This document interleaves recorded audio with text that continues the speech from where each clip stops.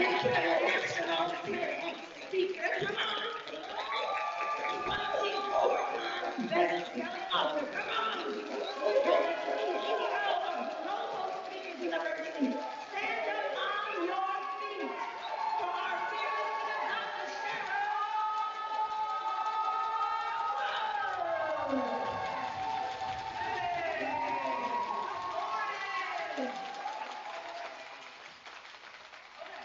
So I told you all that a lot of what you're going to learn here at SpeakerCon, some of it is through education and some through what? Observation. Write those two words in your notes. You take a seat. Thank you. Thank you. Education and observation. So you never want to go into any room and you're only taking notes based on what you're hearing a speaker say. You want to pay attention to what they're doing. This morning is a great example of what we're actually going to hear one of our expert speakers talk about today, the power of a pivot. I understand that many of you coming here to SpeakerCon, this is overwhelming for you. You're not used to having to have this much endurance and stamina to go back to back to back. And like, wait a minute, we got to be back at 9 o'clock again tomorrow morning? No, I get it. But that's something for you to work on. Understanding that you have got to be able to outwork most people. You got to be willing to do the things that other people won't do. If you want to go up, you got to keep showing up. And it's never going to be comfortable. We talked about it yesterday. It's never going to be free. Never going to be convenient. So are you willing to do what others won't? To show up when others don't? Are you willing to do it even when you're tired? Those are the people who succeed. Everybody else ends up being the individuals who watch, who wait, who wish. So if you're ready to create a life of abundance, a life of prosperity, a life of fulfillment, a life of passion, what are you willing to put in? There are 4 things I'm going to mention this morning, but I'm not going to go into a deep dive on it yet. I'm waiting for this afternoon for that. But I want you to write these 4 things down. This is going to be required when you're sharing your voice. This is required when you're going to the next level in your own journey. Number 1, you've got to put something in.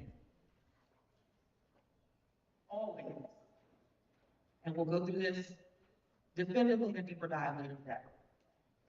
Number 2, ask yourself, what am I willing to give up? So you got to be willing to put something in. 2, you got to be willing to give something up. Number 3, you got to be willing to get up from something.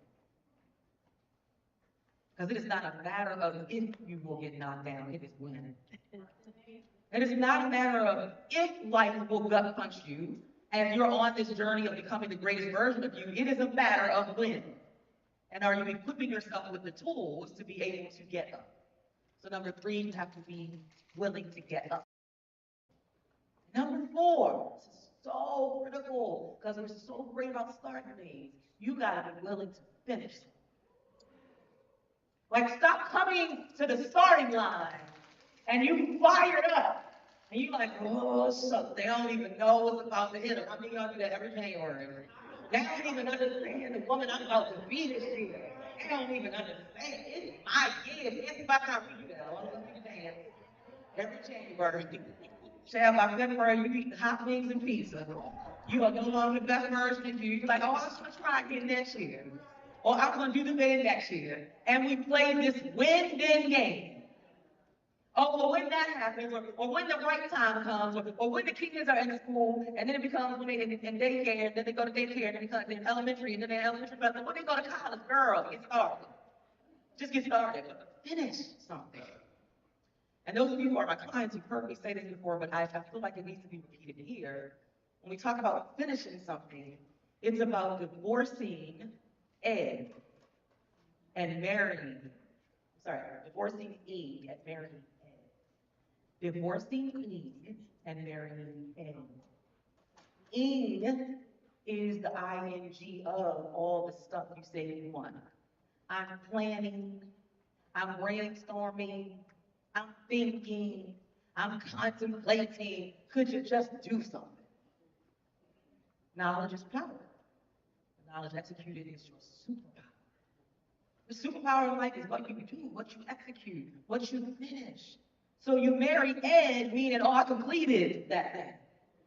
I executed it. I brainstormed and got results from it. So I manifested it. I produced it. You see the ED on the end of that? Marry Ed. So now you can check that thing off and you can move to the next thing. So those are the 4 things we're going to take a deeper dive into later today. But I want you to observe the power of today's pivot. Because if you notice, I am not scheduled to be on stage until what time? Look at your work, Lou. You got these open work. 11. But because y'all was tired this morning. Our sister friend deserves to have the most of you in the room because what she's going to drop is going to be jewels. The beautiful Autumn Joy Live. We decided let's hit it and let's give folks a couple more minutes to get themselves together and get their mind right and get on the bench. So I'm going to just be on stage for a few more minutes as we let folks come on and stream in and get their coffee from downstairs to Starbucks. And then we'll move into our expert speaker, who I'm so honored to have here in the room with us. So in this short time that I'm going to be on the stage, I really want to cue up this slide. And I want to talk about something that we began our conversation about yesterday, which is clarity. Because you cannot have a vision about something you're not even clear about. That means you've got to give time to thinking about it, to contemplating it, before you even get to the manifestation, before you get to the produced state, the completed state. First, you've got to have the big vision and be clear, at least about where your starting line is. That doesn't mean that it won't change. Doesn't mean that it won't pivot. Doesn't mean that you're not going to change your mind and say, I thought that was the direction, but you know what? I actually want to go in this direction. But guess what? You don't even know which direction until you get started. You can't change something that you never start. You can't pivot from something that you never got up and running because you were waiting for perfection. We talked a little bit about that yesterday. Perfection paralysis, procrastination. Again, the win-win game. So first, let's get some clarity about the vision so that everything that we do can be in alignment with that vision. And it makes sense instead of us feeling like we're all over the place, blindly throwing darts, hoping that it lands on some target. You don't even have a clear target. It's like you're blindly going through this thing called vision if you don't identify what's the target. Am I clear about where I'm trying to get? Am I clear about who I am? And you'll gain more and more clarity the more you show up for the thing. But can we just at least start somewhere? So let's go through this. My big vision, and I put slash calling because for me it's a calling on my life. Yes, it's a vision, but it's a calling on my life. I can't do this thing called life without walking into this calling. I'm very clear. It is literally life reading. So the calling, my big vision or calling is to, and I gave you some examples, some words that you might fill in, but you get to decide what that word or words are. This is just a template, a sample. So maybe it's my big vision or calling is to serve or train or inspire or empower or educate or facilitate or whatever you want to fill in. And then who? So the next line is the who. Who do you most want to serve, train, inspire, educate, inform, teach, facilitate, whatever the word is that you're going to fill in? Inspire. Who is that group? And let me free somebody. Because one of the challenges that I find over the past 13 years of working, especially with entrepreneurs and visionaries, is that we're so afraid to define and identify an audience that we don't identify any audience. And because of that, nobody knows that you are their solution. You're just trying to motivate the world.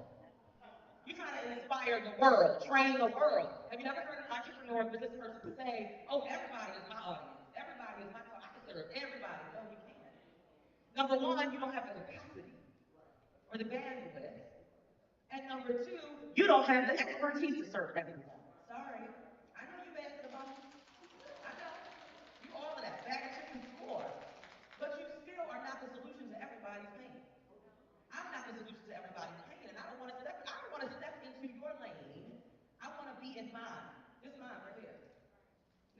going over here. This is me all day. And God has blessed me with my name engraved on it in this lane. But what happens if I step over here, I'm out of order. I'm out of alignment. And now I'm wondering why my legs are a little shaky, and why I'm a little wobbly, and why I'm being sticking, and why is there no traction? And there's no traction because you're in somebody else's lane. Get back in yours. Stop trying to be everything to everybody. Be an expert in something. Yes. And I'll give you a prime example, and I'm going to go back to this. Because if you have a really nice car, how many of you, and it's nothing wrong with having, how many of y'all have a nice, you're like, oh, I'm beautiful, that's the thing. I got to be, thank you for your honesty. Thank you. I said, Prius, I got my Prius, yes. And if you have a really nice luxury, well, let's reframe the question, Sharon. How many of y'all have a luxury vehicle? Okay. You got pride in your luxury vehicle. And if you have a luxury vehicle, I will guarantee you, I put money on it, and I'm not even a best woman, that you are not taking your luxury vehicle around the corner to the local gas station to get service. Where are you taking your luxury vehicle? Why?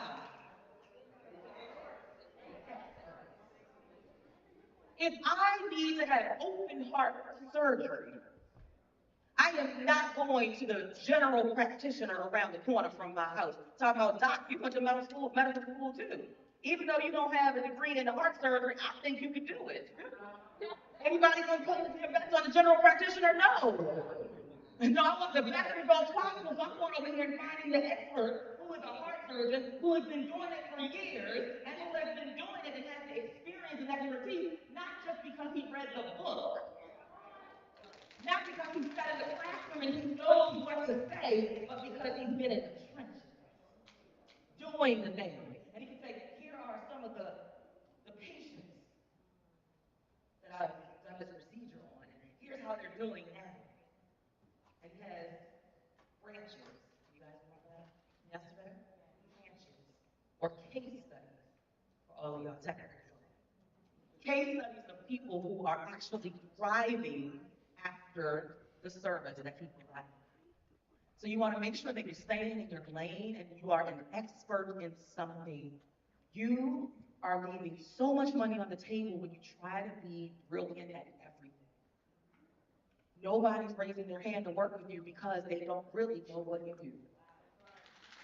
So if you are selling sunshades out of your trunk on Monday and Tuesday, and you are an expert coach on Wednesday and Thursday, and then you're selling some other product in an MLM company on Saturday and Sunday, all right, I can't spend $1,000 because I don't know you really are. I have no idea what you do. I have no idea how to refer you. So I can't spend my money with you, and I can't refer anybody to you because I don't really know what your expertise is. I just know you a jack of all trades. And so maybe I'll send people to you for that, or whatever you want, he got it. And if he ain't got it with mine, he'll figure it out. But I want to be the expert. Why? Because experts get paid the most money. The heart surgeon makes more. The specialist makes more. So if you're in a space in your business and you're struggling with the monetization piece, it could simply be because of how you're positioning yourself in the marketplace as maybe more of a generalist than an expert. So I dare you to stand in expert zone. So going back to our clarity, who do you want to serve? And the who you want to serve doesn't mean that once you identify who that core audience is, that you cannot serve anybody outside of that audience. That's where so many entrepreneurs get stuck. They're like, well, I don't want to say I serve single moms because then what about the married moms? I don't want to serve those people because if I say I serve those people, then what about those people who I can get their money to? Well, how's that working for you? If you broke anyway, how about we try to do it? Like just try for a couple months. Let's try for 6 months, try for the next 12 months and see if that works versus what you've been doing. Because if what you're doing is not already working, then something ain't working. So you identify who's the core group of people that you have expertise to serve. You have passion to serve. And it ignites a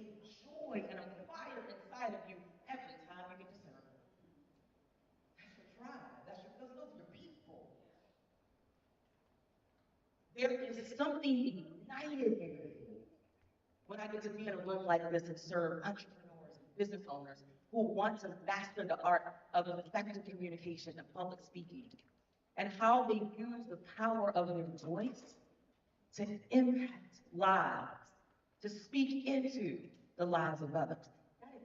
Like my passion fierce comes out. Now when I'm off stage, I'm pretty quiet. I'm pretty reserved. But when I get on the stage, don't give me the mic, because you're gonna get what you're asking for. You're gonna get it. I'm gonna make sure you get it.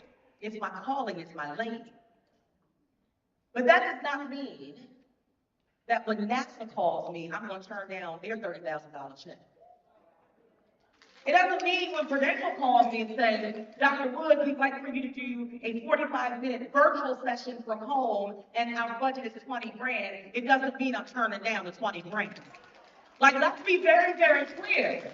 You can still get the money outside of the target. However, the reason you have a lane, the reason you have a target is so that your languaging speaks to the people that you say you want to serve the most. If you don't speak someone's language, you speak no one's language. Nobody knows that you're the answer for them. Nurses have a language that they speak. My sister is a nurse.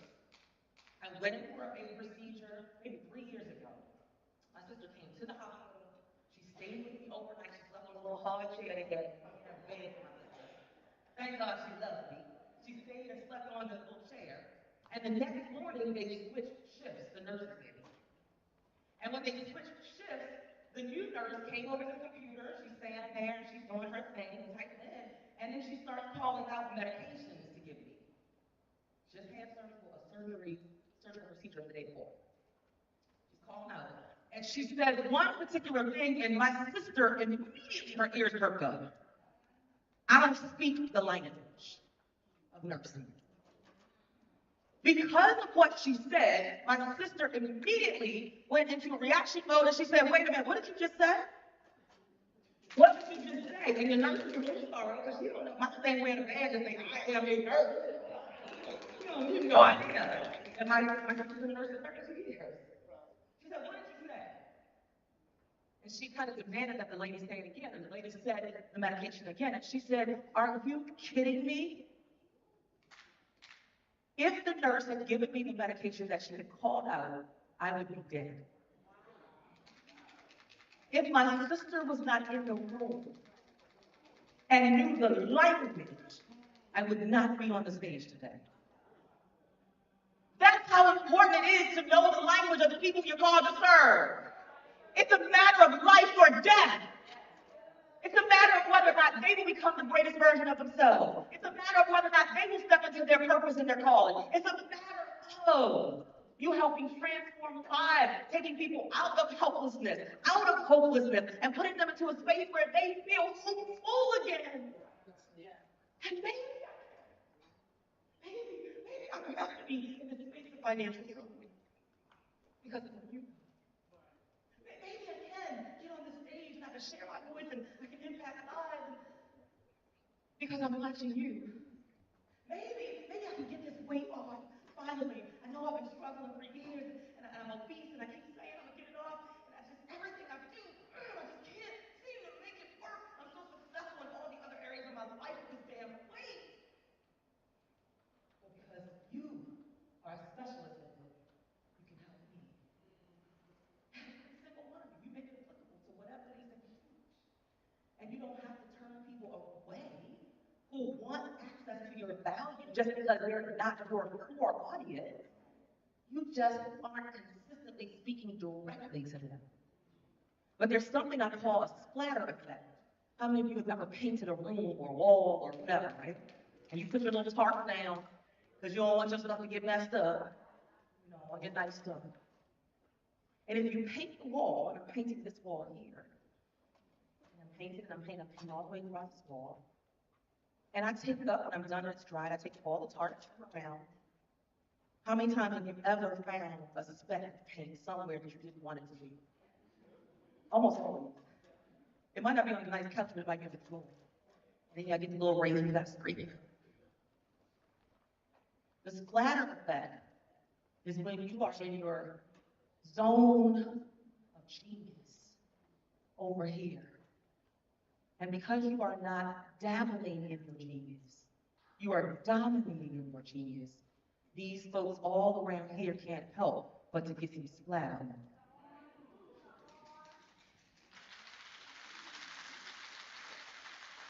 And when they get some splat on them, they want a piece too. They want to be impacted too. That's how I get to NASA, Prudential, Capital One, the United Nations, Verizon, the law firms. Not because I ever target them, but simply because I'm dominating in my lane and not trying to be in nobody else's lane. So much so that there's a light that emits, and they see the light. And they're like, well, whatever you do for them people over there, can you come do it for us? Whatever, I see you doing for the entrepreneurs, but can you come do it for my team? Absolutely. Absolutely, I will take your check. Absolutely. That's always the answer. One more quick example. Primarily, the room is filled with women. But did you not see two amazing gentlemen go through my program? Dr. Joan Gasson, Dr. Don Colton came in second place in our competition yesterday. So when they came, they were like, well, I want to learn how to be a more impactful speaker, more engaging on stage. I want to use my voice to its max capacity, or as long as I have life and breath in my body. I didn't say, well, this is for women. You can't get up in here. I said, here's the price. You got it? You ready? You got the credit card? Let's go. So you don't have to only serve the people that you identify as your target. You can accept business from others around that time. So who do you want to serve? And last, to do, achieve, accomplish, become what? That speaks to your end result. That speaks to the outcome. What is the outcome that you want them to achieve? So I want you to take the next, I have 5 minutes left. I want you to take 2.5 of those minutes, and I want you to sit at your table, and I want you to fill this in. If you can get a little bit of music for let's do 2 minutes, 2 minutes, and then we'll have a couple people share, and then we'll get moving with the rest of our program this morning. So it does not have to be perfect. It just has to be started. So write down what you would fill in based on today. What you want today, what you desire today, the season you're in your business today. What is your big vision or big calling? Who is it for? And what do you want the outcome of the end result to be? We'll start with 2 minutes right now.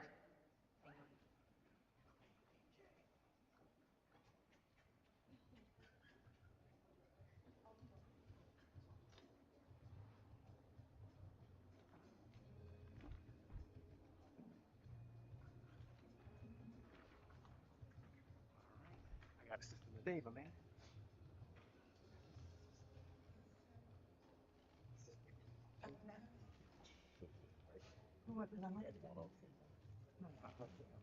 But you have one more thing. You got one. Yeah. Well,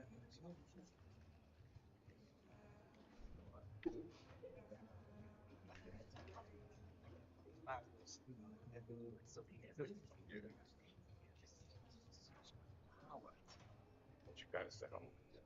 I have an automatic now. So it's not extra power. It's just, oh, you mean my settings on 4.5? I don't know the buttons. Oh, I have an automatic right now. Yeah, so One more minute. But if I don't do like this, sometimes it's working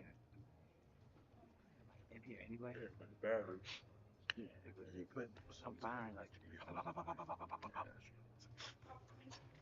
feel like it get a little warm right here. That's only rapid fire. Like,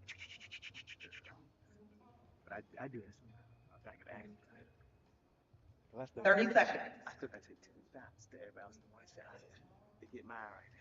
Especially to get most of it. You probably don't. Huh? So, yeah. But I mean, just it's done. But sometimes on stage, you know, like, well, that's true. We all, you know, play. You do it. You know how to keep your thing. They be like, oh, you be like, that's what I was saying. I need to expand on this. So that's where don't get cameras on. Yeah, you know, the camera is like, you see the top of it. You hope, like, you notice, I told you, if you watch when I swing over here, someone I swing over there, you all the time, when she talking to this room, she got about that. She wasn't talking to them no more. She was right here. Right, yeah. So they're gonna do it. All right. So how does that feel? Just to write it down, to get it out of your head and actually written. So can we get two people to share, and then we're gonna keep moving. Terry and Dr. Shannon. Yeah, here's the mic. Here's one. You can, yeah, you can share. She has to do her thing now. I don't know what she about to do. Can you hear me? Yeah. Good morning, everybody. My name is Terry Alford. I'm known as the Women's Wealth Strategist. And my big vision is to educate, equip, and empower business women to build wealth, financial freedom, and multi-million-dollar legacy. Come on, Terry. Y'all in the clap of that. Give it up. Yes. The red. Exciting. Simple. Les Brown always said that the most impactful business owners and speakers are those who can say it in less words. Great morning. My name is Dr. Shannon Harrington, and I'm the healthcare doctor. My calling is to train and develop nurses and leaders to beat burnout and to develop themselves personally and professionally by implementing intentional self-care strategies. I love it. Clap it up, guys. Come on. Let's get some noise going in the room. Yes, yes, yes. All right, anybody else? You can take two more. Go reach to the mic, please. Go to the mic, please. To be perfectly honest, my name is Angela Underwood. Yeah. We know you in the competition last night. We know you, Angela. Yes, so my company is Vandy Gill, and I teach financial literacy, but I teach both children and adults. And this session is really for me because I'm trying to find my niche. I really want to teach children, financial literacy because I think a lot of issues can be resolved by children understanding financial wealth, with all the killings and everything that's going on in our society. So I want to focus on um, and this session really helped me because I want to help the world. I even posted it on LinkedIn this morning, but I need to get it down. So thank you very much. Absolutely. So you got that clarity. Yes. On the clarity. Hello. How about that? I love it. Give it up for Angela. And Lucille, and before you go, Lucille, I just wanted to acknowledge because I didn't acknowledge this last night, but Lucille was actually the person that tied in for third yesterday. And remember we had the fourth? Yeah. Yeah. And we had the fourth silence of a judge, and that specifically was to be able to break any tie. But you were actually tied initially for third, and then that final judge broke the tie. So congratulations to you. Thank you. Thank you. That's so encouraging. So my name is Lucille Reddick, and I'm from Dallas, Texas. And what I do is Why you protected? One person. Welcome, girl. No, we had like around 6 Texas people the first day. It was a lot of Texas kids. Okay, go ahead. so what I do is I coach wives. Well, what's your do by this? My vision of yep. My calling is to support wives to help them create peace, purpose, and passion in their marriages. Beautiful. Beautiful. Awesome. I'm going to turn it back over. Keep working on that. We're going to continue this conversation for the rest of today and tomorrow. I'm going to be doing a bonus session tonight. I'm going to do some live coaching on stage. If anybody's interested in being coached live on stage to help with your story, we're going to work on that tonight and really showing the story instead of telling the story. So just get ready. Today's going to be a juicy day, but I'm going to bring up our MC back to the stage so that we can bring up our first speaker and keep things moving. Y'all give it up for our beautiful MC, Dr. Rosanna. Y'all can do better than that. Come on. Make it fun.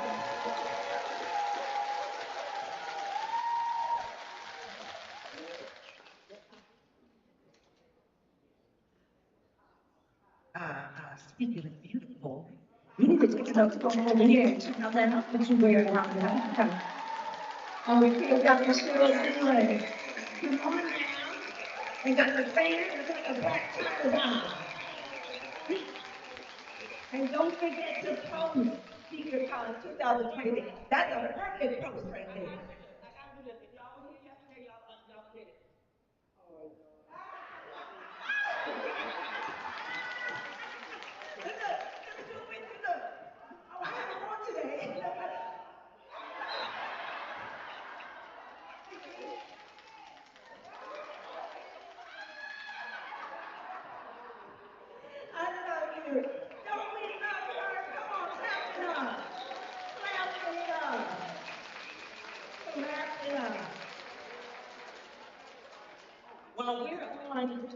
the subject of pouring into yourself, right? Yesterday, the day before, we have been pouring. Dr. Sherwood has been pouring the speakers, the experts. And congratulations to all of the graduates again. Stand up one more time. Stand up one more time.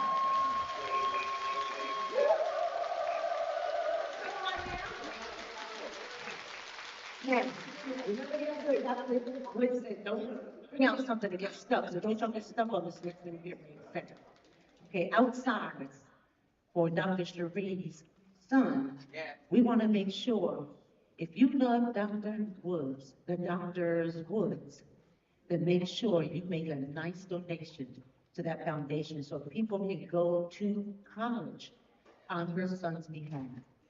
Please don't leave this conference without making a donation to Jordan's Foundation. Okay, everybody say yes? But don't get stuck. Let's get back to the good stuff. Boom! Okay. So, speaking of good, Sean Wilson, who is the manager of Autumn Joy, who is sitting over there next to her, is Elevate Management Consulting Firm, Sean Wilson. Give him a round, y'all. Clap it up. You know, he has brought this lovely lady to us via Dr. Cheryl Boone. And it is such a pleasure to see her. We've been in so many circles together, and I really just officially met her today, although we've been in the same room several times. She is such a sweetheart. So let me not prolong this bio. Autumn Joy Live is a dynamic and versatile multimedia personality who has captivated audiences across radio, television, and social media platforms. With an impressive track record as a radio host, television contributor, social media content creator, and entrepreneur, Autumn Joy has cemented her status as a prominent figure in the entertainment industry. Autumn Joy's media prowess extends beyond radio, as she has proven her versatility as a correspondent for acclaimed outlets such as TMZ, come on, MSNBC, and Fox 5 DC, with an impressive portfolio that includes high-profile red carpet coverage at esteemed events like BET Awards, come on, and the NAACP Award. Autumn Joy has established herself as a trusted voice in the industry.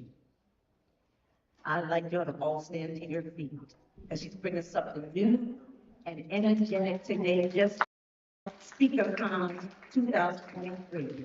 And she's excited. Put your hands together for Autumn Joy.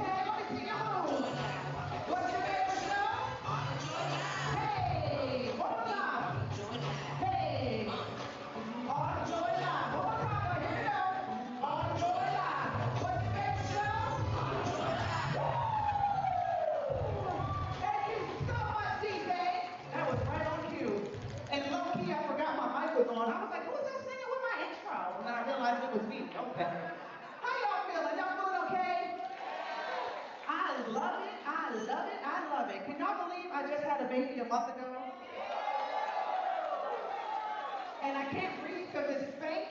It's like, but it is keeping me snatched. Oh man, shout out to my very, very good friend. She doesn't know she's my mentor in my, she don't know yet I'm officially asked her, but Dr. Cheryl Wood. When I first met Dr. Cheryl, I remember I was on the radio and I was talking about suicide, if you will, and she sent me a message and talked about how moving what I was talking about was for her. And so when she reached out to me, we instantly became like besties. And this had to be what, about almost 3 years ago. Yeah. And so ever since then, I have watched Dr. Cheryl move. And let me tell y'all something. Ain't nobody moving like Dr. Cheryl. I'm like, Dr. Cheryl will be grocery shopping on a Monday and on a red eye flight at 2 a.m. on a Tuesday. And she'll take her cute little selfies like on my way. I'm like, Dr. Cheryl, how do you do it, girl? Where do you get that energy? So Dr. Cheryl, thank you so much for allowing me to be on stage. And SpeakerCon 2023. And it's not to forget, Dr. Cheryl, I got Radio Personality of the Year, SpeakerCon 2021. Yeah. Okay, so I want to talk to you all about the power of the pivot, how to pivot into your purpose.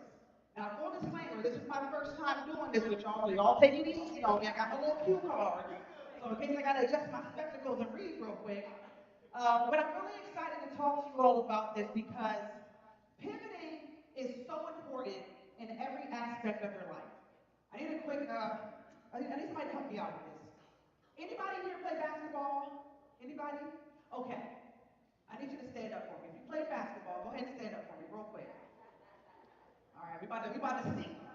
I need you all to demonstrate for me a pivot. Show me what a, hey, okay, all right. Got you. Oh, she got a ball, okay. Let's see your pivot. Okay, I like that. Let's see your pivot. Oh, she's dribbling with it. Okay, let's see your pivot. Oh, hey. Oh, I love that. So that is a literal pivot, right? But I want you to remember that as you pivot, what's that back foot doing? It's staying grounded, right? It's staying right there. That's your anchor, okay? So when you pivot, that's your, let's just say your barometer. That's your conscious, your subconscious, making sure that as you're pivoting, you're not doing nothing crazy, okay? It's like, hey, y'all want to make movies, but not the adult kind. All right, you know what I'm saying? Hey, I want to be a rapper. I'm 41 with a receding hairline. So that's what that anchor is for, right? To make sure that you're not jumping out there doing crazy things. So the definition of a pivot, literally, is the central point, pin, or shaft in which a mechanism turns or oscillates. I love that word, oscillates. Every time I turn on my fan, I'm like, can you make sure it's on oscillating? I love saying it. Now, in business, it is the means to completely change the way in which you do something.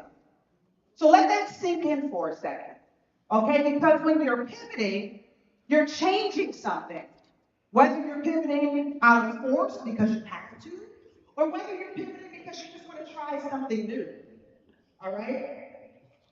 Now again, when you go into your pivot, which I had to do, as a lot of you know, radio personality, television personality. I've been doing radio for, since Jesus was made, it feels like. No, seriously, I've been doing radio since my early 20s. It's crazy because I'm only 25 now, so that's not. But I've been doing radio for a while, and so a lot of you don't know, I did have to pivot out of radio in April. And that was, the pivot of all pivots. It's hard to leave your comfort zone. It's hard to leave something that you know you're great at. It's hard to leave something that you're winning at, right? But when you have that faith and you know what, God, this pivot has been on my mind for a while. And I really think that it's time for me to do that hard reset, okay? That's it. Okay, clap it up, there you go. Reset. Hey. I love these clappers, by the way, Dr. Carol. I'm gonna take it home and scare my this morning. Like, hey, stop crying. Stop it. I'm terrible. She's like, so in that process, I had to think. I was like, okay, what can I do? What do I need to do?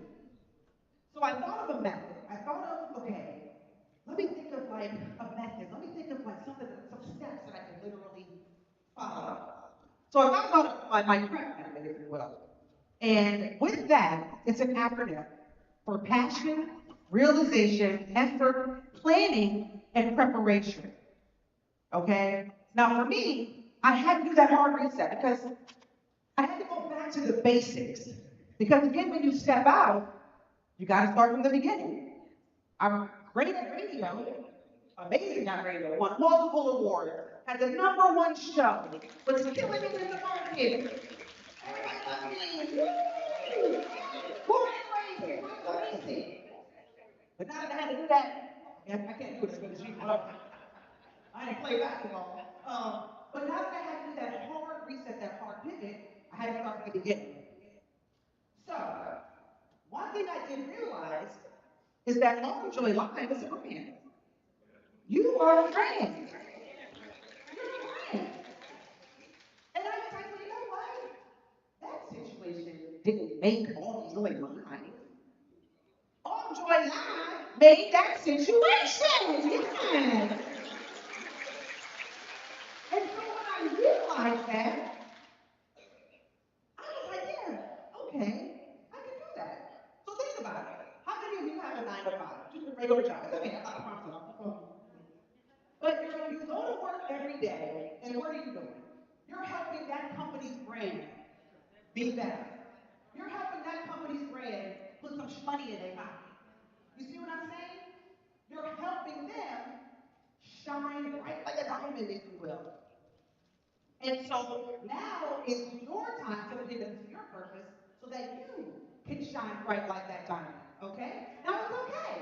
If you got to keep that job, you have a paycheck coming in, I understand. All right? I was a waitress, you know what I'm saying? I worked at Enterprise Rent a Car, the company that comes to fix you up. I did all of that. You know, so I understand. And was still working on my purpose. Now, that for me was when I had my pivotal moment. And like I said, they didn't fire me. So I was like, you know what? I'm gonna pivot out and I'm taking my line squad with me. I'm taking the people that truly love me and truly appreciate me, they gonna come with me. But I gotta be honest, when I did that pivot, I got a little scared, y'all. I was like, ooh, okay, hold on now, where am I getting some money from? You know that every 2 weeks you get that check in your account, you can rely on it, you know? The benefits, you got the good government benefits, you know, I was a Howard University employee, so I could go to the hospital, you know. I didn't have any of that anymore.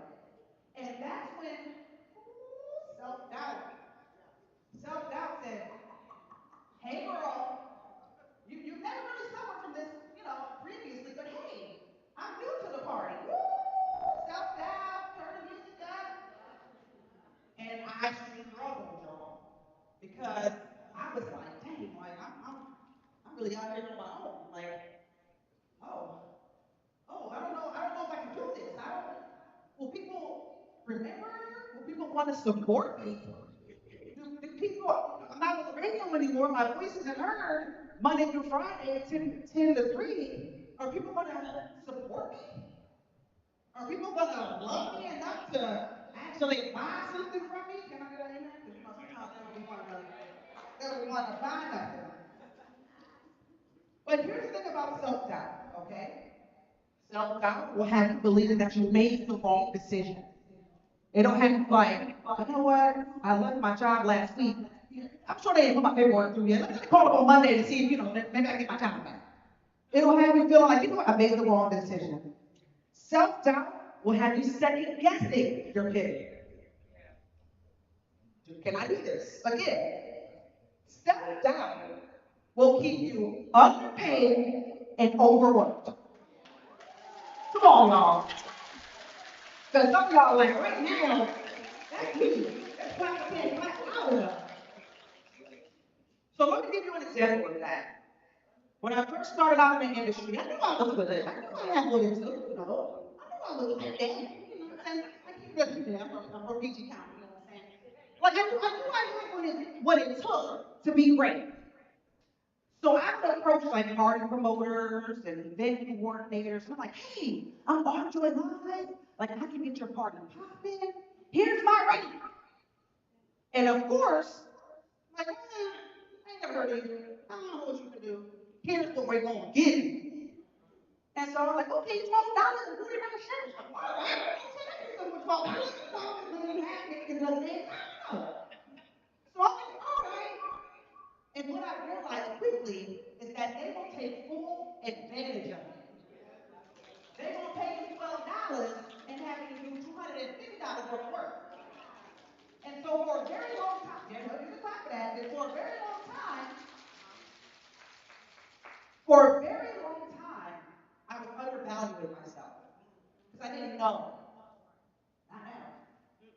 They get my right, my manager don't play. He's like, oh, Auto, they have the low budget. All right, next, I ain't play. I am not playing those games. So when you pivot, make sure you still know your value. Because you're not pivoting out to be lackluster. You're not pivoting out to not put the work in. You're pivoting out because you know you have something to offer and you're going to put your best foot forward, right? So then you got to figure out what's your thing. Okay? Look at your neighbor. Say, neighbor, what's your thing? And you can answer it, not yelling at each other like that. So tell your neighbor, what's your thing? Somebody said drama? Well, drama. Girl, we come pretty crazy. Drama. Oh. Dr. Cheryl. Oh, overcoming trauma. Okay, Dr. Cheryl, clean that up for you. I was like, I'm good. Send me some prayer. So figure out whatever your thing is, right? Okay. So mine is entertainment. When I tell y'all, I come to life. Like right now, I am living right now, just looking at you all and being here. This is my thing. Being on stage, talking, engaging, having fun. So once you figure out what your thing is, it's time to get paid for it, right? It's time to get that check. Because you're pivoting away from that guaranteed every 2 week income. So it's like, all right, these bills ain't gonna stop. I got my little severance from my job, and I was like, this is nice. And a month in, I was like, oh Lord, I have to go to Walmart and see if they don't want to overnight stock it. Maybe stock some shelves overnight. I don't know. Let's get them more. But you gotta, I'm a little bit of a comedian too. I'm like, okay, I gotta get paid for this. So again, you pivot away from your six figures. I'm pivoting away from endorsements, pivoting away from bonuses, pivoting away, some of y'all pivoting away from taking office supplies, pivoting away from your work husband. I'm sorry, did I hit a nerve? Some of y'all can't leave your work husband. He gets your coffee for you in the morning. He makes sure you got your staples. You got your staples good. Okay. You help with that report because I can look it over for you like I did last time. But in all seriousness though, how do you make money? And here's how. Relationships, relationships, relationships, relationships. That is literally how All Joy Live is staying afloat right now.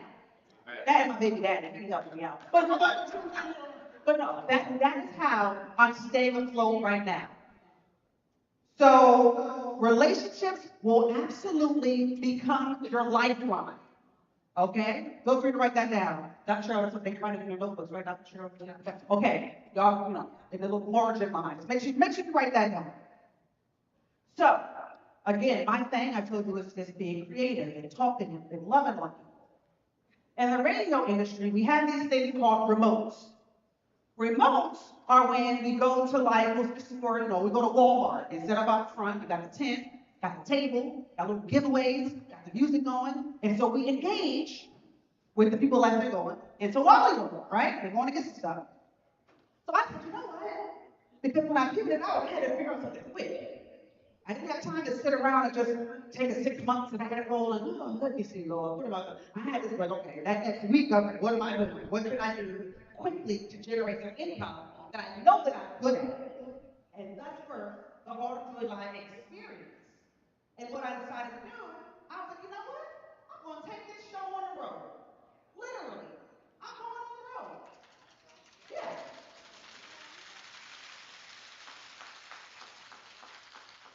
So I took my show on the road, and I made sure to foster those relationships. So when I posted it on my social media, businesses immediately started sending me messages like, hey, Autumn Floyd, come to our business. Come and promote us. And so I was like, you know what? Let me make that investment. Remember to always invest in yourself. When you invest back into you, it's never a bad investment. It's never a bad investment. So I had to make that investment.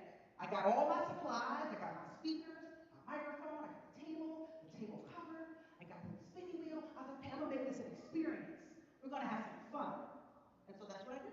I go to businesses and have a good time and promote and help them get out there. So that's how I immediately began to get booked and busy and make some money. Okay? Now when you do this, you can't do it alone. It takes a village, right? Like, I can't carry that table by myself. Speakers, I was pregnant at the time, looking crazy. You have to build a team around you. Now, when you do this is important. You don't want to reach up.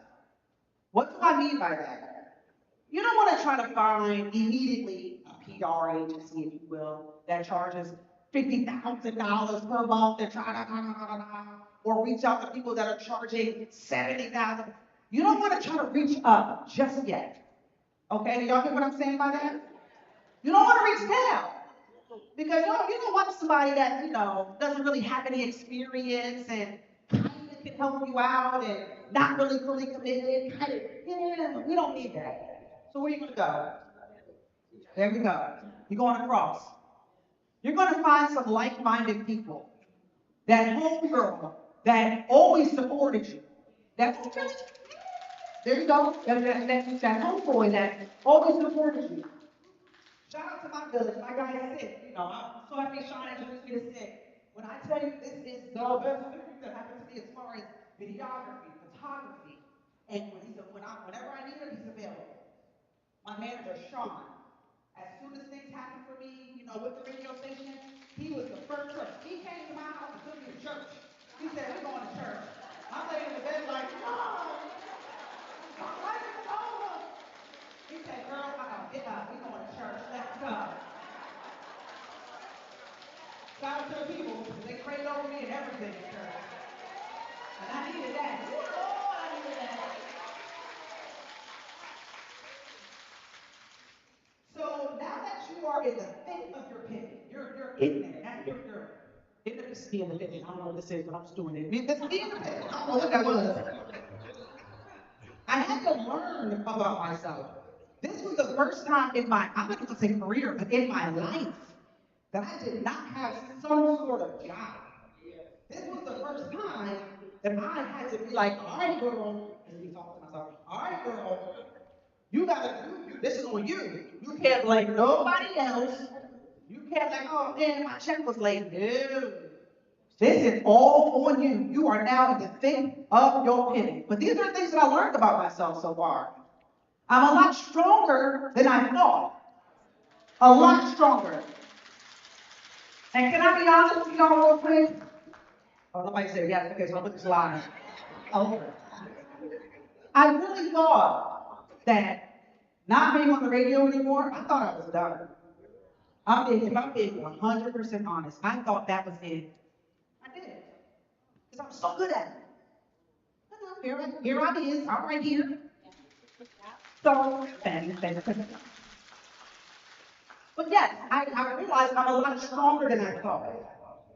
When I lost my job, I was pregnant. I was like, oh my gosh, my baby does not have health care. What am I going to do? God, the timing. God, what's the lesson in this?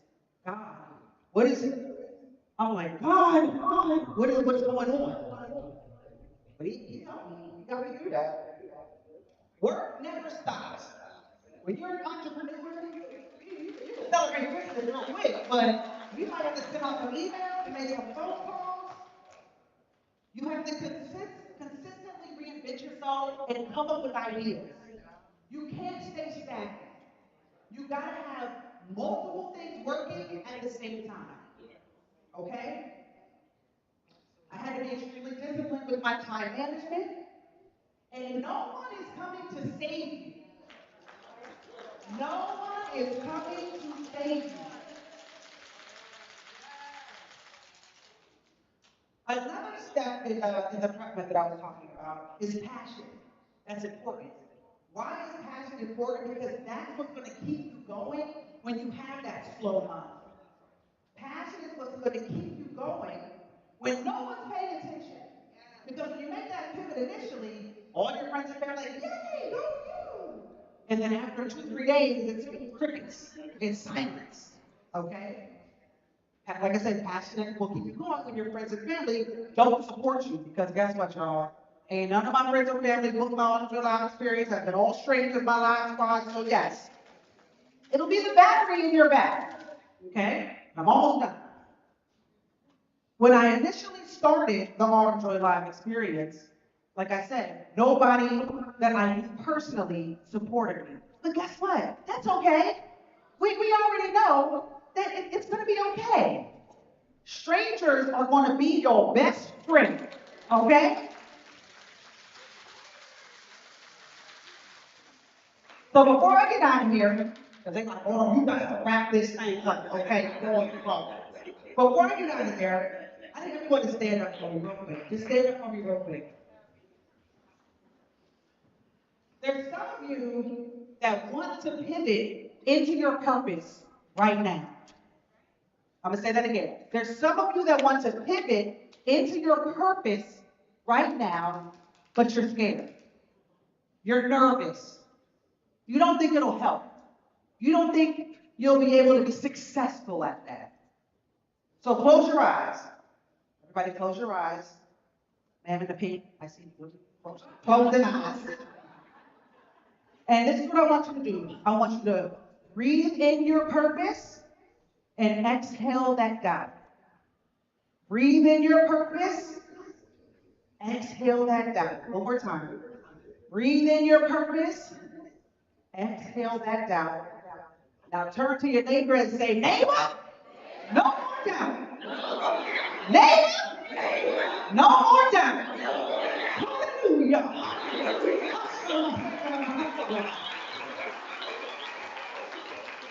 And last but not least, I want y'all to sing this with me. It's the power of the P-I-V-O-T. It's the power of the P-I-V-O-T. It's the power of the P-I-V-O-T. It's the power of the P-I-V-O-T. One more time. Power of the P-I-V-O-T.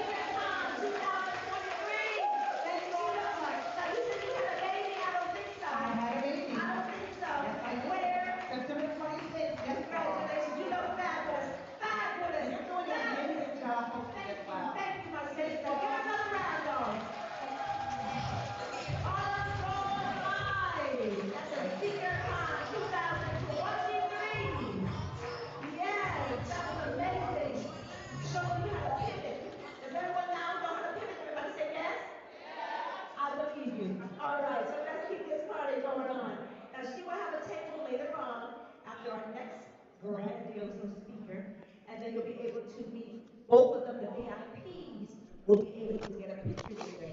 So we're not VIPs, we're trying. All right. So at this time, I'd like to bring up our fearless leader. I wonder who that is. Dr. Sherry Wood, come on.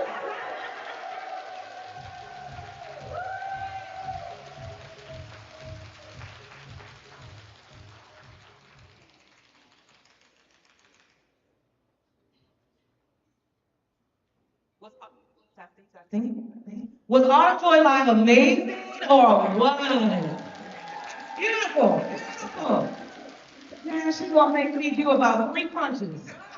Looking like that and just had a baby in September. I am so excited for this next segment. Today and tomorrow, we're gonna have interviews with a number of very highly successful entrepreneurs and experts. What I'm going to do is ask if I could have a couple of my gentlemen in the room. I want to move those 2 red chairs to the center Should be pretty easy. They're pretty light. They're on their way up. I'm sure. Thank you so much. And I'm going to start my intro for this amazing gentleman that I get to bring to the stage and have a conversation with. And I also am looking for my sister. Okay, there she is. So do we have what I need immediately after this ready? Also, please. Yeah, that'd be good. Let me call a little bit. Yeah.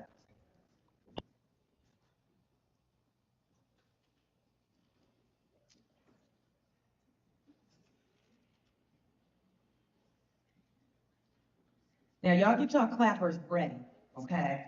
Because you gotta show some serious love to this next gentleman, this guru who's coming to the stage. Let me give him the proper intro. If you don't know, you've been living under a rock. His name is Dr. Lance London. He is, go ahead, clap up, go up, start.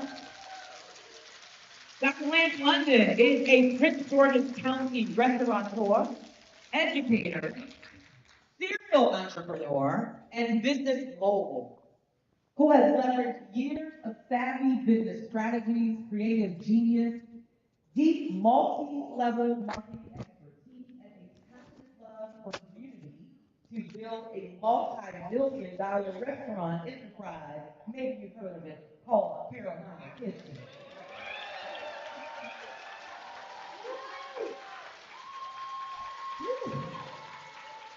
That's why we do more progress now.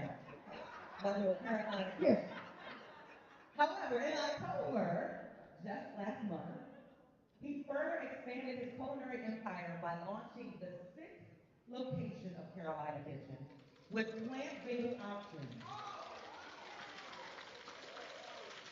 In recognition of his remarkable contribution, he received the 2022 Presidential Lifetime Achievement Award from President Biden and was honored at the Kennedy Center Colloquium for his impact on African American culinary traditions.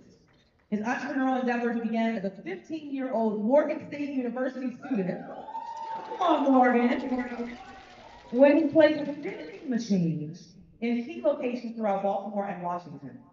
He developed an unquenchable thirst for success that enabled him to build a nationwide sales force as national marketing director in the insurance industry, and to create L. London and Associates to build a national sales force in the sales and marketing industry.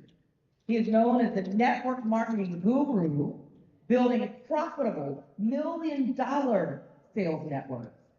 He attributes his formidable reputation for excellence to a principle learned from his motivational coach, Dr. George C. Fraser, who said, "Who we give our dollar to is who we give our power to."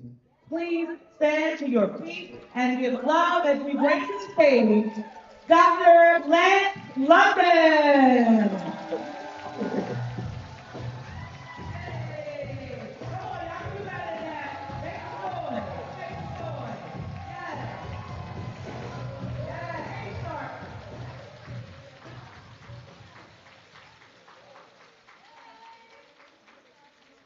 And can we get a second wife so that we don't have to share the wife?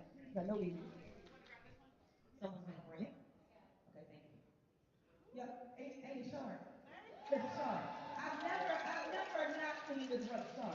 Even when we were just on the news on Fox 5 and you were in the kitchen attire, you still Sean. So we're gonna just sit and chat for just a few minutes. I'm gonna ask you some questions because the people wanna know, I wanna know, and then we have a special presentation immediately after this chat. So here comes my beautiful twin sister. Y'all give it up for my sister. She's the hardest working woman that I know. I just want to know how you feel. No, how you really feel. Come on now, get inside. That's the energy you get with Dr. London. All right, I'm jumping right in. Can you share the story of how you first started in the restaurant business? Well, just to let you all know, first of all, Dr. Lance, I'm great. So wonderful to be here this morning. And all this energy. To be quite honest with you, I've been up for about 60 hours almost, but only like about 2 hours of sleep. But when I get a phone call, right, and this young lady right here, and Dr. Renee, women, they call me, I have to be You know, I have to be, so don't matter. So right now, actually, in my mind, I'm asleep. But I'm here and I'm excited. Get excited. Okay, so, first of all, my dad, you know, he was very poor growing up. And he always wanted to be super successful. He was from South Carolina, and he used to always talk and say, son, if anything, I want you to be better than me. Your dad grew up very, very poor. I want you to be better than me. He says, man would talk to me every night when he came home working very diligently, you know, to become successful. Moved us from Washington, D.C. to Suitland, Maryland. We bought his first house. And I feel so grateful because he described everything to me from an early age. And you'd be surprised how many of those things he explained to me I truly remember to this day.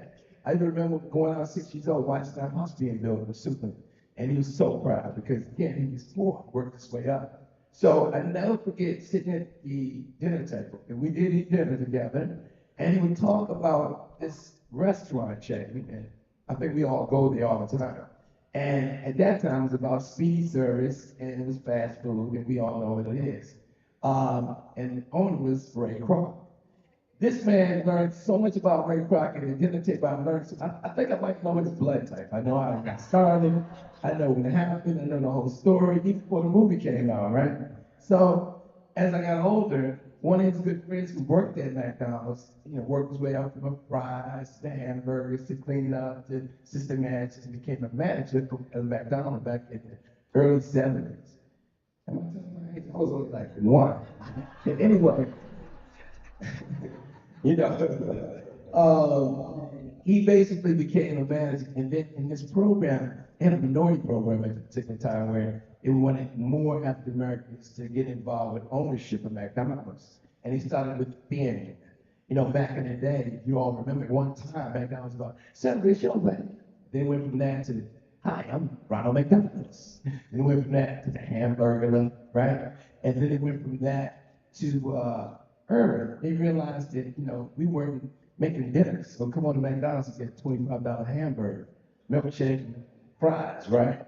So with that, when they decided, well, since the urban community is backing us so much, let's give them a chance to have ownership. And my father's been working his way up, and he ended up owning McDonald's. That kind of blew my father away. He been talking about Ray Kroc for so long, and see his friend working his way all the way up to the owner of McDonald's, and I had to hear about that every day at the dinner table, right? So then, my father said, you know what? He was an entrepreneur as well. He said, I'm going to get in the program. My father worked this way up through the program, and, you know, I'm never forget, he went and worked at McDonald's. He worked a certain amount of hours. And so he said, well, why don't you just buy his land? You ever notice that with McDonald's, no matter how much money you have, they want you to work your way. They make you do all this stuff. And you ever notice McDonald's don't go on the dishes? You ever notice that too? That's why, because they make you really show that you really want it. You don't make sure you know what you're doing. Don't come up with all that money. I got all this money, I want to buy 12,000 McDonald's. You can't do it. You got to work your way up. So my father worked his way all the way up to something called Hamburger University. And that really is a place, believe it or not, right? He went to Hamburger University, came home one day and said, okay, kids, we move into Iowa. That was the only place available that he could open up a McDonald's, right? It was Iowa, right? I was living in Suitland, Maryland at that particular time. I'm like thinking, if it wasn't for the fact that I was an All-American wrestler, and I was one of the best states in wrestling, I was kind of excited about it. But right before we went to make that big move, he was all excited. My father had a heart attack and died. And it's something sad, right? Never got to live his dreams. Understand, ladies, that, and gentlemen, that I want to place in myself. Always have dreams. And always think about things we want in life. But if the dream is merely but a wish, unless you write it down, start acting. Put yourself into act. Does that make sense? If you never know when God is going to call you, and you're not able to live your dreams and make them a reality. Does that make sense? So here's my father's dream. It's gone just like that. Now think about it. When you're sitting there at your deathbed, you're sitting, I don't want to sound so like sad. When you're at your deathbed, you're sitting there, just think your body's sitting there, you have your eyes closed, but you're still alive. And all the things you ever dreamt of, all the things you ever wanted to do, take on the formulation of little bodies, and they float out of your body, and they get up to the top. Everything you ever wanted to do, said you wanted to do, will float around you with little wings, right? and you look it up, your eyes feel closed, but you can see them. And they see, they go, look at you. Sitting about to die. And because you died, all of us floating around you gonna die right along with you. You understand that? You don't want your dreams to perish because you're not ability to utilize what I like to call your personal power. And the definition of personal power is your ability to act, your ability to put yourself into action. People are always talking about what they want to do, but they never get out here and do what it is that they want to do. You understand? You can talk about it, but you got to really go out and do what it takes to make it happen, right? Utilize your personal power. Well, my father, he utilized his personal power, but God had a better plan for him. And, you would think that, he wasn't able to live his dreams, but God started, something just creeped out of his body and creeped into me.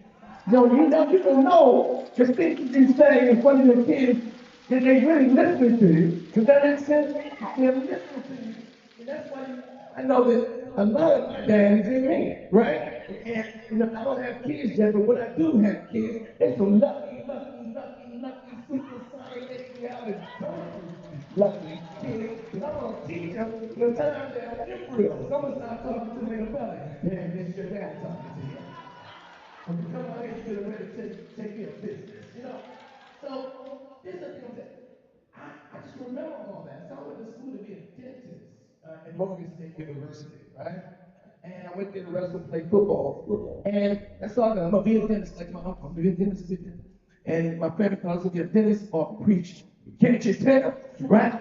Right? A dentist or a preacher, right?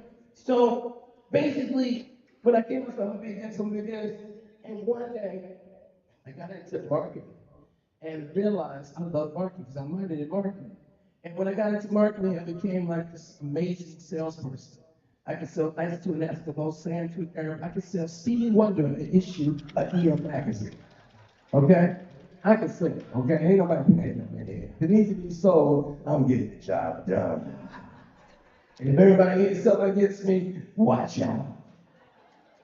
You ain't gonna outwork me. So I got into sales and marketing. And I ended up working my way as the national director of a billion-dollar company, the youngest one in the country. I was the second largest agency in the country. We did millions of dollars of sales a week, right? And all of a sudden, I found myself sitting there as a little young millionaire. Now, I'm gonna tell you something. It's all right when you make millions at a young age. There's a couple of bad combinations, a couple of good combinations. One of the worst combinations in the world, I'm gonna start out, is to be old and broke. Does that make sense? The best combination is to be young and rich, right? But understand, just because you become young and rich, you're still not experienced enough to understand what just happened to you. You might have the work ethic, you might have the passion, you might have the focus, but all of a sudden, boom, I'm sitting there making 60 grand a week, right? I went out with Rolls Royce, got a driver, made her wear the little uniforms like I saw in the Beverly Hills buildings, everything. And I was tripping, right? Stay home with her. Trust me, the same for me going up, me going right back down, right? And, but I'm gonna tell you something went wrong with that. And what went wrong was we lost the contract to work with the federal government. Now all of a sudden, I'm in trouble. Does it make sense? In the building where my office was, in downtown Silver Springs, right? I came up with an idea. There was a restaurant downstairs in the building. This little tiny restaurant. It was empty the whole time I was there with my marketing firm, selling insurance. I converted the insurance company. You gotta be able to ship it. You can't give up. So all of a sudden my insurance business, I'm losing business. We can't go up in the federal government buildings anymore. I'm like, oh my God. The insurance company wanted to ship me off to some town across the country. I didn't want to do that. I grew up with Santa. Everybody's making money. I took like maybe 8 or 9 people went to school with me, my fraternity brothers. And I had these guys making $30,000, $40,000 a month. And that changed their life. Now I'm gonna be honest and be totally honest. These guys lost their mind. You never know, like I say all the time, when I make money, I'm gonna be this way, and I'm gonna be that way. I'm gonna give that. And I look at somebody and say, how do you know what you're gonna be like when you become a millionaire? You never became a millionaire before. You don't know. You don't know until you see your bank start growing. These guys started making money. We worked hard, long hours, 20 hours a day, feeling like I feel right now. The mission is never over, right?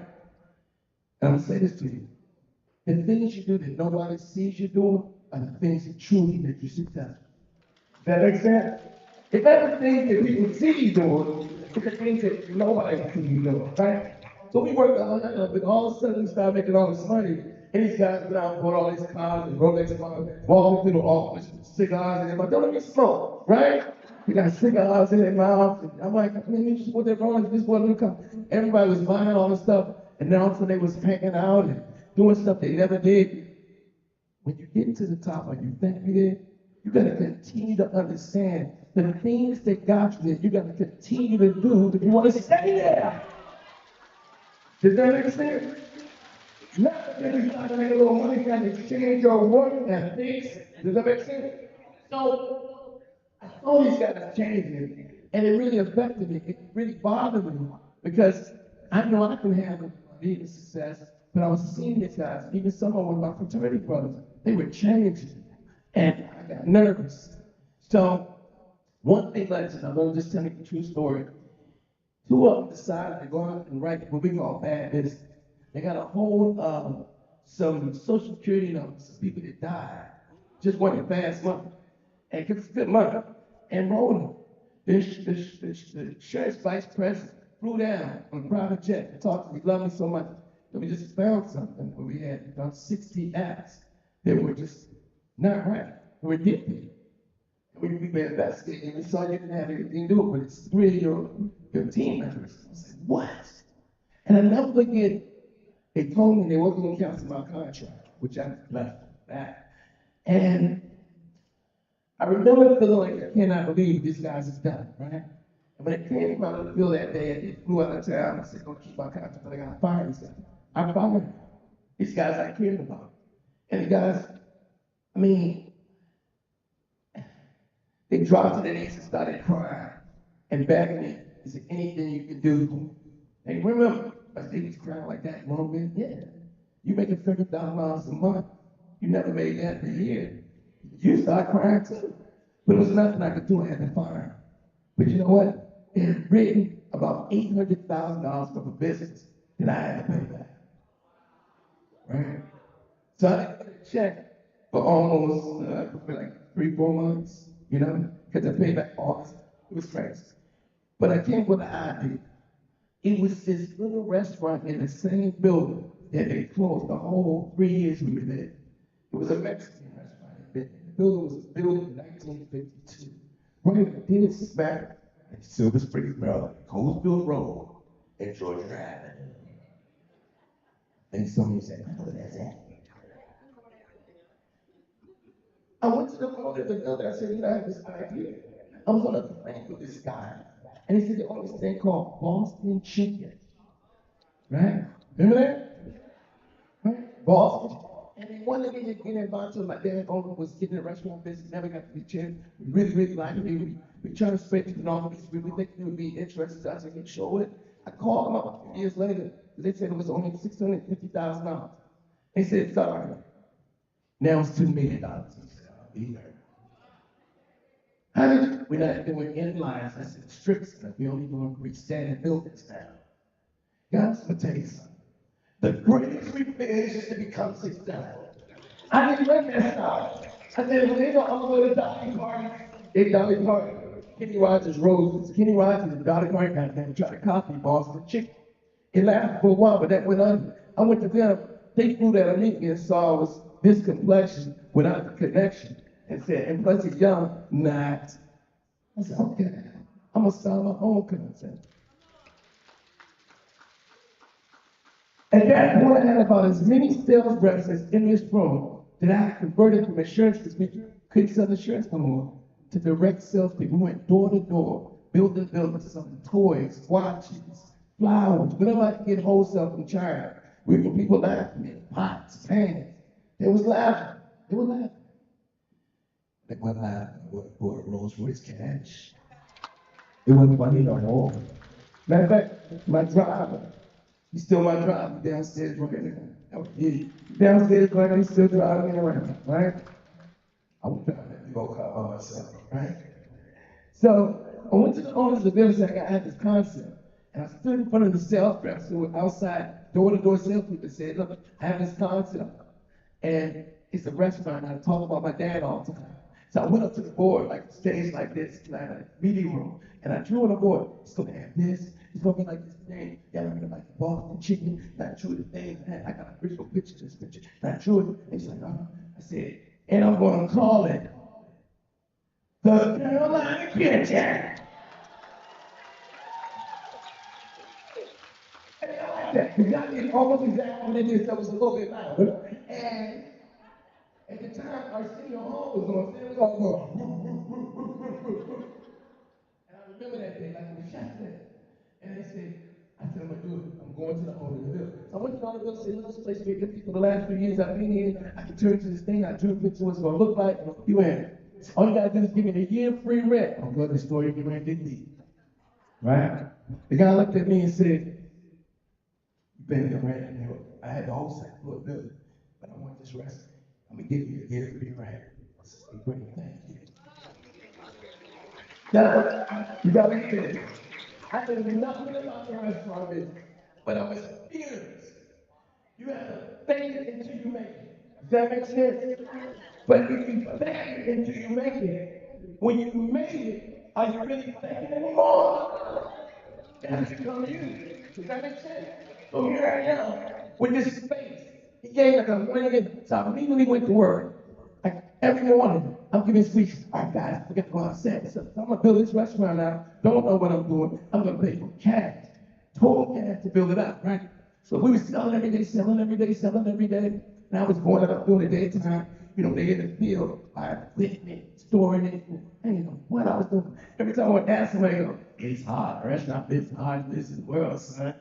I don't want to hear that. I want to hear how you do it. I don't care. Somebody doing something, eating at restaurants every day. Don't listen to people. They're just trying to steal your dreams. Always telling you what you can't do, but then telling you what you can do, right? So I kept doing that. And never forget this. I heard there was going to be something called the Million Man March. Remember that? So I came with this idea. I said, I'm going to make t-shirts. And we already have a sales group. It's BP. We're going to go out and sell t-shirts at the Million Man March. I'm going to raise some more money off of this restaurant. Maybe I'll make a lot of money.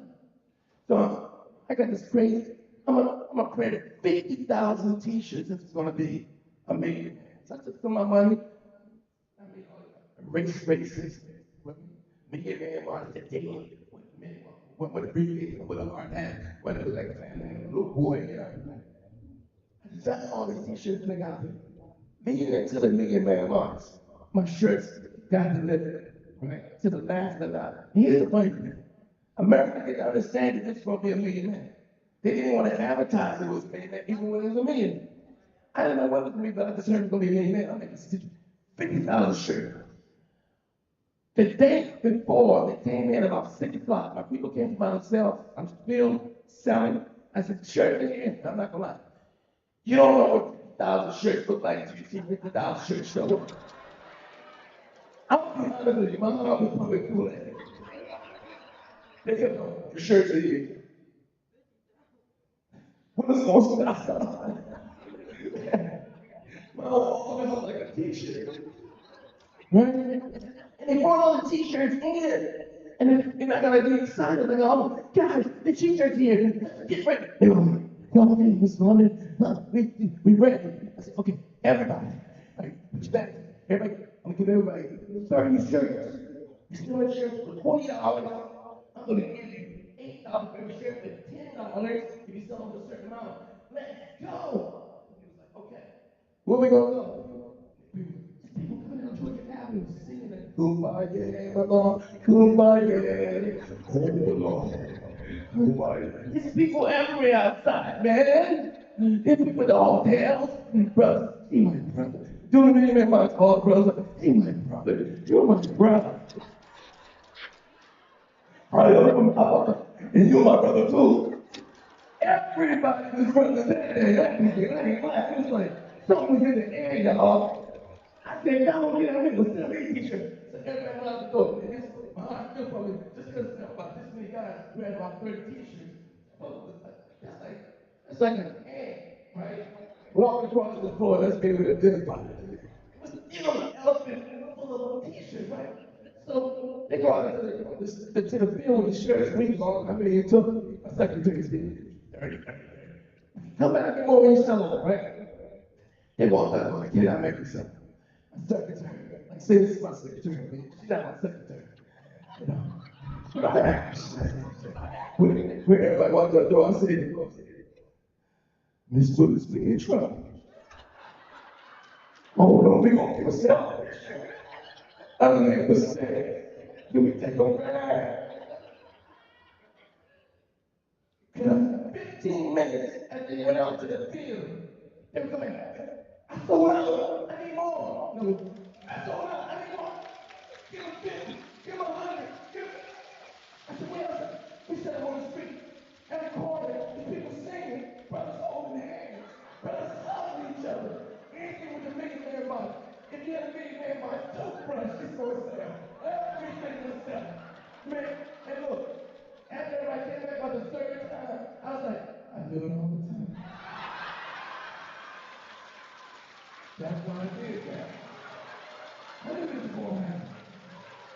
I know I had no problem. Just keep on doing what it does shit. We're gonna do this with this one, y'all. We sold them t-shirts.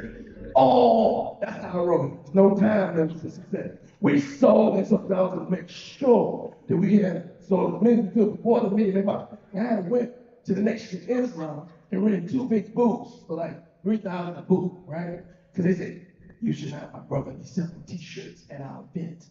If you quit, the brothers will take care of that. Don't worry about it. Man, I give you 2 booths. I'll do that. No problem with you. In fact, I'm waiting on the old time too.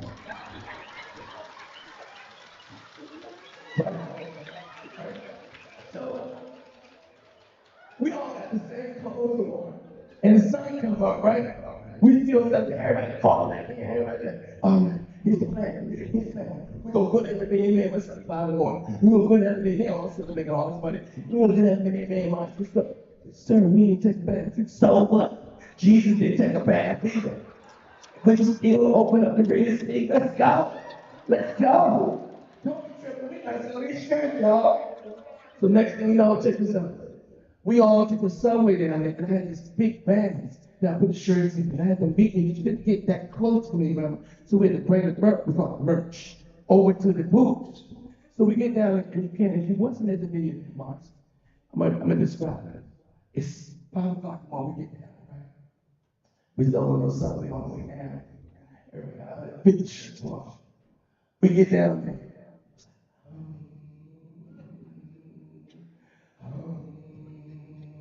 It was like, nobody was saying nothing to each other. But we all knew something special was happening. I was like, you know, this is crazy. Where's our table at? And a little smoke was coming off when we were table. This is crazy. We're about to get busy. Oh, it ain't started yet. We still have to take it. Hurry up. People just start coming. People from everywhere. I'm from Alaska. I'm a brother. I'm from here. Your people come from here. They start coming here out 2 tables. Pop, pop, pop, pop, pop, pop, pop, pop. I said, this is crazy. And I saw the Nation of Islam do it. Watch. I said, look. I was bow tie. We bow ties. Go ahead and sell them to the ground. That's right. We got it. We gonna be the Nation of Islam. Let's go. They went out there. You cannot make it. By 12 o'clock, I was sold out. Oh, it gets deeper. It gets deeper. Learn from it. Learn from it. Put your family cats. Watch this. Go back to the building. Get phones, watches, pens, everything I was wearing. Bring it out. They came down there. We bought all the stuff. The same thing as empty with no t-shirts now. We sold out to believe. So I got t-shirts, phone hit these little light up, neon phones that work in China, everything in my windows we put. We go, man, my phone, man, my phone. We just stick the word man, my. The guy say, hey, my brother, I'll take two. My brother, I'll take that million march necklace. It don't have million march on the daggone necklace. They still doing it, right? We sold everything. By about 3 o'clock, man, at this point, we sold. We hanging out with the nation. Hey, what's up, brother? You want to buy a t-shirt? Tell them that stuff, right? We were done. We were exhausted. I was like, this is amazing. Yeah, we made a lot of money. We made a lot of money. And that was what I said, man, guess what? I'm over this restaurant. I need something. I need more money. I need more money. And I was like, man, the Olympics are coming up. The Olympics is like, you know, and think about it, man, people just sold t-shirts. My buddies just sold t-shirts. They didn't see that opportunity. It wasn't that many people selling t-shirts. It might have been like 20. When there's a million people, 20 people selling t-shirts, that's nothing, right? We was killing the game, right? I said, man, it was the lottery to see if you can get a license still. You can't sell the Olympics without a license. So I applied for the lottery. And we won. Okay, look, I gotta stop you for a minute. First of all, I had about 15 questions I was gonna ask, and we still gonna move on. But it's okay because he gave us a whole dissertation. Powerful, and what I hear is, I think a million people Baltimore. I know you can see Baltimore. Okay? I ain't got no little teeth, but I'm from Baltimore. And what I hear is grit, grind, hustle, resilience, teamwork, but most importantly, I hear vision and I hear leadership to lead other people to believe in things, even when they can't yet see the vision, they're able to lean on your vision. Because that energy that you bring into the space of let's go, let's sell everything, go back, get the pen, get the watch, get like somebody has to be leading that vision. Right. So it's powerful. I mean, I'm sure how many of y'all got raise your hand who have notes and notes from everything that you just shared, Dr. Grant, what you just shared. So look, we don't have all day and all night because we want to take some pictures with you. I want to give you your award. So I'm gonna do a rapid question thing, but you can't talk 15 minutes for each question. Hey, look, I'm like a Baptist preacher. I close 4 times. Give me a break. Tell me the best part. You want the best part of that story? Look at my Facebook. I'll do a video for you. Hey! Y'all ready for me? Get everything ready for me for right after this. All right, here we go. Right here we go. It's gonna be quick responses. Number one, my biggest source of inspiration is My dad. My dad speaking to me every day at the kitchen table, teaching me, son, I want you to be better than me. Where's Leah? Is Leah Daniel in the room? You hear that? That's what you're doing for your shoulder. Talking about you yesterday. Number two, the best piece of advice I ever received was It doesn't matter where you're at. It matters where you're gonna be. And also, through helping other people get what they want, you get what you want. Number three, when things don't go as planned, I Suck it up. And I realized you gotta let it drip down your back like a duck does water. Because guess what? It's always gonna be failure before success. There's gonna be pit holes. You gotta learn how to look.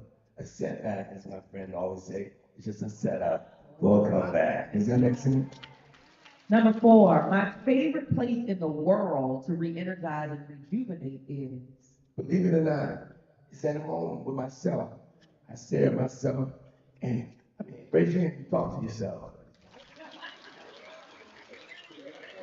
And I talk to myself and I don't get down. Sometimes when things are going bad, I just think about just review, I start to strategize myself, and I don't allow myself to get depressed or down. I just realized that the greatest people in the world, they went through the same things that I'm going through.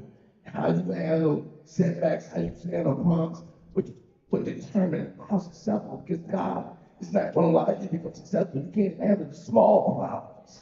Does that make sense? But the more successful you become, the bigger the problem, right? Does that make sense?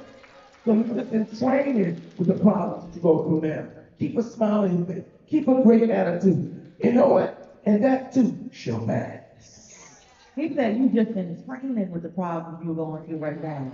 Just training. Powerful. Number 5, the one thing I can't live without is God. That makes sense? God. Look, God. If you go in business with God, you'll never go out of business. Does that make sense? So, go in business with God, you'll never go out of business. Every morning and every night, I thank God for everything that I have. And if you have any doubts where all the power is coming from, just watch your life and watch what's happening around you. You know, it's a hot spirit that all of us is making these things happen for us. And then when I look at my life, even the challenges, I thank God for the challenges because it makes me a stronger person. Does that make sense? And as I get the wins, and I keep accumulating wins, I go, God, thank you so much. Instead of prayer open, I just thank you for what you're doing for me. And I promise you, I say it all the time, I won't let you down. And I'm gonna help other people. And I pray for my family, my friends, people in the Middle East. I pray for everybody that's going through agony in life. And save us from Donald Trump. I say it every day. Every day. Number 6, the 3 words that best define my success are I'll say passion. This is 2 words. Never giving up, right? Integrity. that's right. Yeah, well, you know I gotta be humble. No matter how much success you have, you gotta stay humble. I can have a trillion, gazillion, billion dollars. I'm gonna be the same exact person. You see what I'm saying? That money don't make you. How much money you have don't make you great. It's not like people that love you when you die that make you great. How many people's life will get affect and help in the direction of your life? It truly makes you great. Hello. Hello. If I'm not opening another restaurant, you'll probably find me doing Mary Janet Jackson. And guess what? Every day she gonna say, Lance, control. I'm like, yes, man. No, for real. No, I'm not married. I'm married to my business right now. I don't have time to date anything. But one day I will find that special person. It'll happen. Does that make sense? And when I was young, I used to, I tried to be bold, and it was cool. But now that I've got more experience, we get older, we get more experience, we get wiser. I'm not missing nothing because the real person that'll come in my life is meant to be, it's just gonna happen. Does that make sense?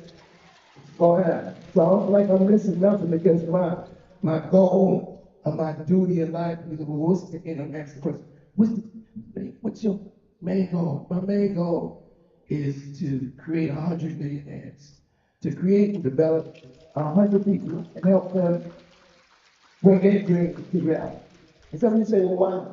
Because I told you, developing other people get what they want, you get what you want. 1. And 2, by creating 100 millionaires, because I've created about 9 so far. By creating 100, if anything ever go wrong for me, I have 100 people to borrow money from. That makes sense.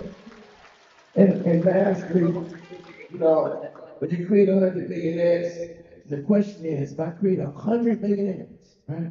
Like if I could help everybody in the show become millionaires and millionaire, then what am I? Hello. Hello. All right, last 3. My favorite food item at my own restaurant is Creole salmon. Creole salmon. Sensitive salmon with gravy in the top. It's real shrimp there, Creole sauce on top of red mashed potatoes, garlic with macaroni and cheese, and honey butter, cornbread. Creole salmon. If I could go back in time, I would tell my younger self. Oh wow! If I could go back in time, I wish I could tell my younger self is that look, I tried hard, but you know how you get older and you look back at the grades you got in high school and you realize how many times your teacher said, okay, everybody got number 2 pencils. All right, I'll be back. Really, they wanted you to cheat for real? What's number two? What's number three? They wanted you to do this. It really meant that high school wasn't really that hard. I should have got straight A's. Does that make sense? It made me go too. Like, you know, I wrestled. I was a great wrestler, football player, right? But I would have went to the Olympics. I could have went to the Olympics. I tried really hard. I was very dedicated. But I feel like if I could go back, I would tell myself something like, you know, you look at Wild World Sports, you see somebody training, and you go, man, I trained a lot, but there was other things I could do. So I wish I could go back and tell myself the things I know, like my mindset now. I wish it was there as a 15 and 14-year-old. Just wish you could go back and taste. You're gonna think, I know that the things that I'm doing now, like believe it or not, I didn't know I wrote this in my yearbook. It said I was gonna own hotels and restaurants. I don't remember putting that there. And I did, you know, I got approved for Marriott just recently. And I saw this, only I was, oh my God, I put that. Crazy, I didn't think I'm gonna put it. So all I can say is, the things you pull into your mind constantly, right? Like somebody's a liar, somebody get messed up, lie so much, like, they know it should be wrong. They tell the same lie, they start believing their own stories. And then the fish is wrong. The fish is like a minnow. The fish is wrong. Took me 4 hours to roll it in. You told a lie so much you start believing it really happened. So the mind can work like that. Why can't you keep telling yourself what it is that you want to do? How you going to do it over and over and over? It's going to be that. Your mind is so powerful. The kind of things you keep placing in your mind, it's going to materialize.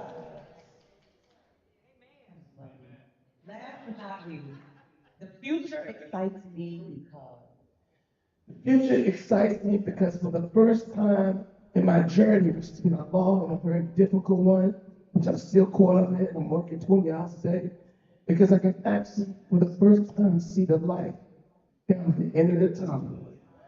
And that light tells me you keep the nose clean, you keep doing what you've been doing, you're going to get what it is you wanted to get. And it's you know, you write a dream, you don't write your dream. A dream is really but a wish unless you write it down and start acting upon it. Does that make sense? So I wrote down some powerful things. But the weirdest thing is all these things are starting to happen. I can't believe it. It didn't happen like no overnight success. I've been doing it for 35 years. I started when I was 2. But no, seriously, I really see for the very first time things I always like. I'm looking, oh my God, I'm actually I can buy a private jet. Oh my God, I can buy a jet. I started all companies and see which one I want. I can't believe it. I feel humbled by it. I'm not saying to impress you, but to impress upon you. Don't underestimate yourself. Make your dreams as high as you want. Because what it is you want, you're going to get it. If you truly want it bad enough, it's going to happen for you. It might not happen overnight, but it's going to happen. can we give it up for our Speakercon entrepreneur of the year, Dr. Lance Lyman? Make some noise.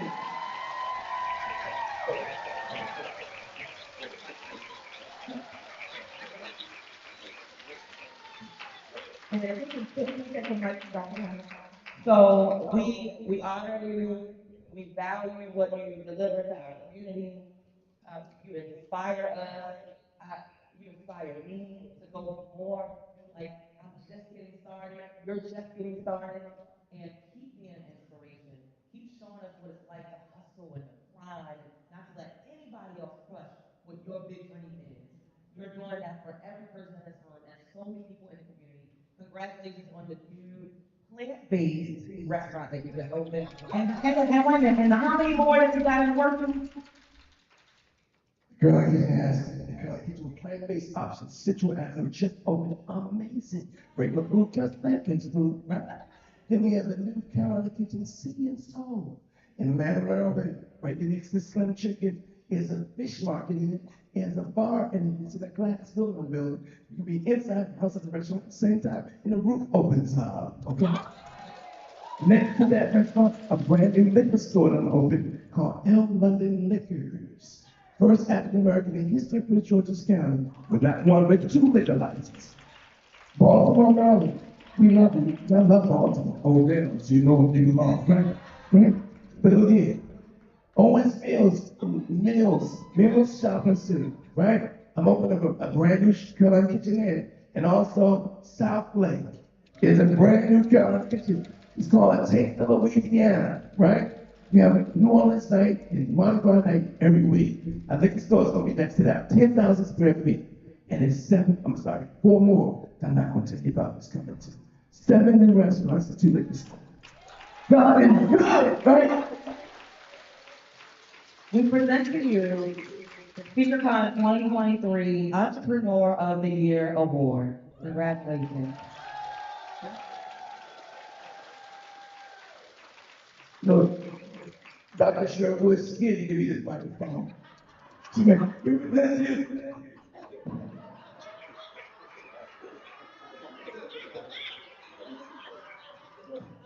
I see her look at the time clock and say 0000. And take no longer to get out of here. We love you, guys. We got other stuff to do. I want to thank Dr. Cheryl Woods for presenting. She's doing so many things in the community. She's doing on a TV show together the other day in Fox. And she did an amazing job. She's always doing wonderful things. You know, I'm sure y'all know her story, but you're just a blessing to me. Blessing everybody in this room, and what you're doing is definitely going to just over everybody in here, right? So thank you for this award. I would also thank Miss Star and Miss Doctor, Renee Allen.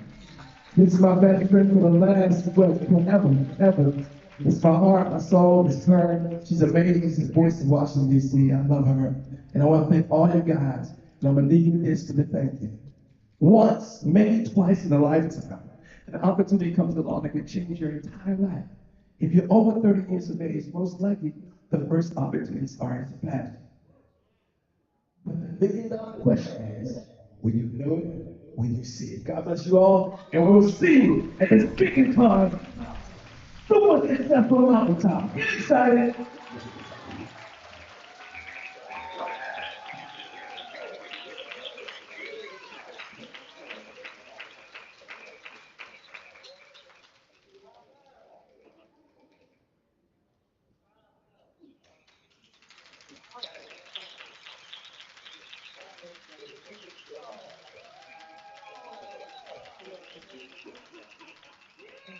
Okay, so our team is going to direct Dr. He might not know this, but he's going up to the lobby to take a couple photos.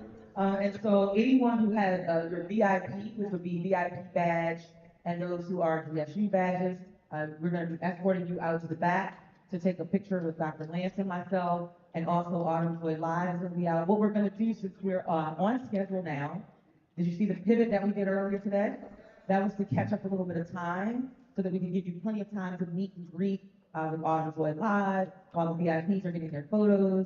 Autumn Joy has some items and products and merch out in the back. Please go out and support her. And somebody give me an official time check. 11:36. And so we're going to allow you to go ahead and just kind of go out and do also network and all that good stuff. But only VIPs can stand in line for the photo op with Dr. Lance London. Everyone else, you're free to connect with Autumn Joy, network, and then you're gonna break for lunch. So if you're general admission, just go out, grab your lunch, come back here, be in the room at 1:50. If you're VIP,